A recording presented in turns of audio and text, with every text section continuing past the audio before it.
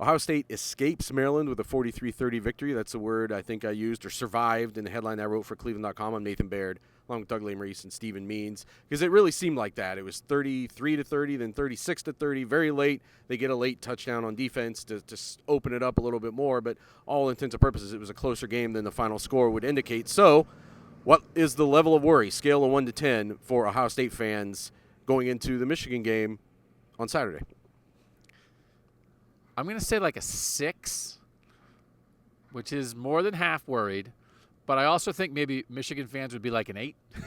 because so both Ohio State and Michigan played very tight games on Saturday that I think, and I attribute, I don't think either of those teams was looking ahead. I think both those games just happened to show where Ohio State and Michigan are not perfect, where their vulnerabilities might be.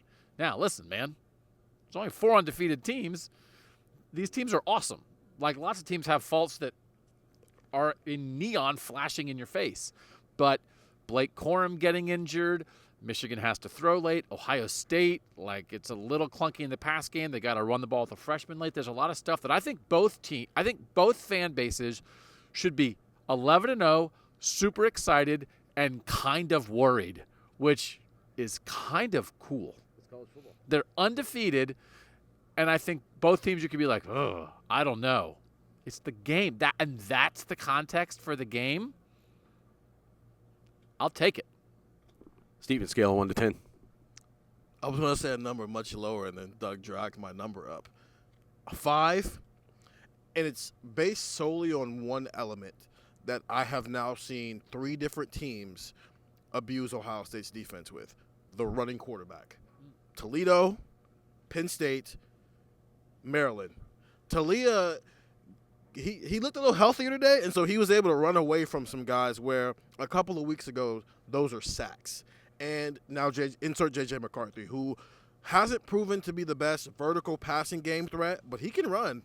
And when you've got Jack Sawyer and JT Tuimoloau and Mike Hall and Zach Harrison pass rushing the way they are, the last thing they need is a quarterback who can get loose and take something that should have made it 3rd and 9 or 3rd and 12 and make it a first down in Ohio State territory.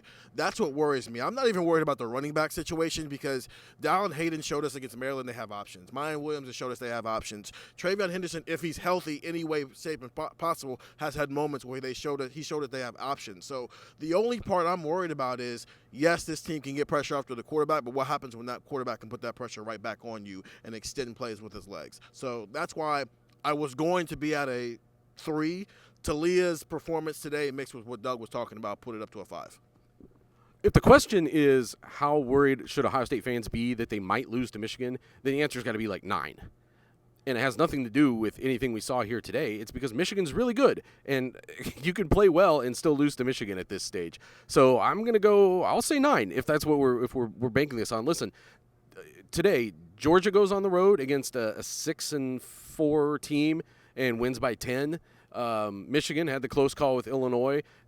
TCU had its season on the line and had to kick a field goal at the end. Like, there were nail-biters all over the place. And Maryland, we all picked pretty lopsided scores for this game. But it was partially based on what we saw from Maryland the previous 2 weeks when it looked like they were just lost and couldn't do anything on offense. And I think today, even though there were some things Ohio State could have done better defensively, I think also today was you saw a team that was better than it showed the last 2 weeks, figuring some things out and doing some things, and Talia Tagovailoa playing a really good game. But I don't think I saw Ohio State take some kind of a big step back that's going to make them more vulnerable against Michigan. I think the reason why you'd still say a 9 in terms of worry is just that you're playing one of the other 5 best teams in the country, and there's so much at stake here, and you just lost to them last year, and you're the one that has to go in and prove that you have made the progressions that can win that style of game and beat that kind of team, because it's going to be a very, very similar Michigan team. Not quite the same on defense with the stars that they had on the edge last year, but I think arguably in a better offense and the stars they have there,